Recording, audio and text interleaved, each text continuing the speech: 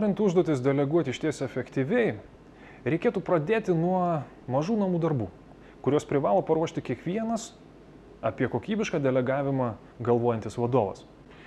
Visų pirma, vadovui reikėtų perjungti savo mąstymą nuo vadovo žaidėjo į vadovo trenerio.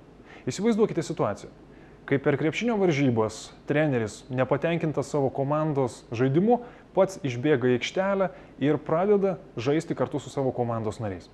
Tokia situacija atrodytų mažiausiai keistai. Deja, versle tokių keistų, o kartais net absurdiškų situacijų pasitaiko pakankamai dažnai. Yra kelios pagrindinės priežastys, su kuriomis susiduria vadovai, nesugebantis deleguoti savo darbų. Jos yra 5.